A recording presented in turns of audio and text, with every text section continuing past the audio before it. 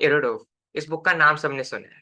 थोड़ा और आगे बढ़ो तो पाथफाइंडर, क्रोटोव, पजलिंग प्रॉब्लम्स, ये सब सो कॉल्ड हाइप बुक्स सामने आती हैं। एंड मैंने ये सारी करी।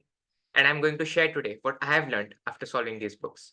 सबसे पहले तुम 11th में आते हो तो सब टीचर्स एचसीवी रिकमेंड करते हैं, जो कि सही है। एंड उसके साथ तुमने कोई रेफरेंस बुक भी चाहिए रहती है, फाइन।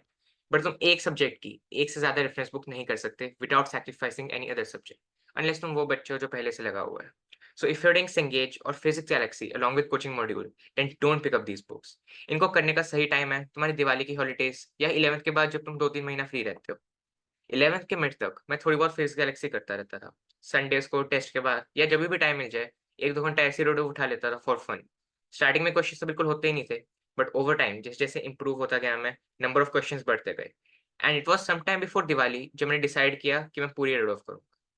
तुम्हें भी अगर एचसीवी के बाद इनमें से कोई भी बुक करनी है, then short answer do Irodov.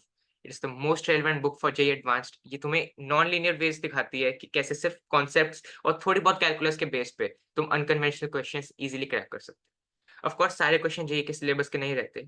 मैं नीचे लिंक दे दूंगा जेईई के सिलेबस के अंदर जो क्वेश्चंस हैं। इरोडोव करना तुम्हारे दिमाग को एक प्रोसीजर में ट्रेन करता है कि अगर कोई एडवांस का क्वेश्चन आया तो किस डायरेक्शन में सोचना है और कैसे बेसिक से प्रोसीड करना है। इनिशियली तुमसे क्वेश्चन नहीं होंगे, एंड दैट्स फाइन, मेरे से भी नहीं हुए थे। बट कंसिस्टेंसी से तुम्हारी फिजिक्स इस लेवल पे पहुंच जाएगी, ये तुम्हें वीडियो में एंड में पता लगेगा। Now let's talk about Pathfinder, Krotov, 200 puzzling problems और ये सारी किताबें। ये तुम्हें नहीं करनी है, this is purely Olympiad based. In fact तुम्हारी टीचर भी सारी पाथफाइंडर नहीं कर सकते। इन बुक्स के तुम अगर सोर्सेस जान लोगे ना, तो अपने आप समझ जाएगा कि कौन सी करनी है और कौन सी नहीं।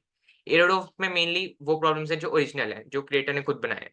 बट ये सारी books they are purely a collection of international and Russian Olympiads.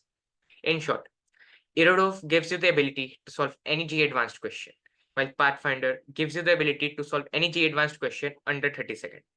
फिर तो कर लेनी चाहिए पाथफाइंडर। अगर 2 साल फिजिक्स से करनी है ना, तो कर लो। अभी मैं कुछ कैटेगरीज बताऊंगा, तुम आइडेंटिफाई करो तुम किस कैटेगरी में हो, उसके बेस पे मैं तुम्हें भी रिकमेंडेशन दूंगा। कैटेगरी 1, जिनकी फिजिक्स वीक है। आई वुड रिकमेंड कि तुम इरोडोव को 11th के एंड के लिए सेव कर लो, क्योंकि अभी वो तुम्हें और कुछ नहीं, सिर्फ एंग्जाइटी देगा।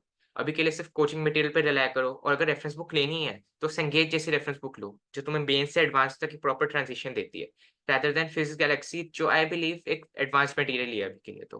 कैटेगरी 2, जिनकी फिजिक्स बढ़िया चल रही है और वो और इंप्रूव करना चाहते हैं, तुम इरोडोव शुरू कर सकते हो। एंड स्टार्टिंग में जैसे मैंने किया था, अपने फ्री टाइम में फॉर फन कर लो। ओवर टाइम जैसे जैसे तुम इंप्रूव करोगे तो नंबर ऑफ क्वेश्चंस जो होंगे वो भी बढ़ते जाएंगे। एंड देन तुम इरोडोव को प्योरली टारगेट करके पूरा करने की ट्राई कर सकते हो। कैटेगरी 3, अब वो बच्चे जिनका सब सॉर्टेड है, इरोडोव कर रहे हैं, कोचिंग का मॉड्यूल डन है, केम और मैथ भी ठीक ठाक ही चल रहा है, और पाथफाइंडर करनी है, तो उसके बस तुमने एमसीक्यूज करने हैं। बाकी सब बिल्कुल छोड़ दो, बिल्कुल काम का नहीं है।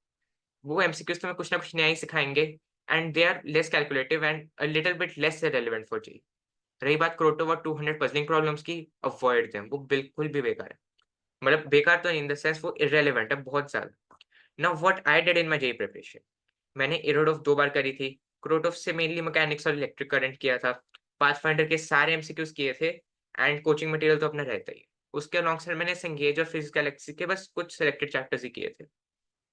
तो मैं तुम्हें क्यों बोल रहा हूँ कि ये सब मत करो, बिकॉज इस चक्कर में मैंने अपनी 11th की केमिस्ट्री और मैथ बहुत ज़्यादा उस पर असर पड़ा था। बट ये मैंने 12th में थोड़ा बहुत सॉर्ट कर लिया था, उसकी अलग कहानी है।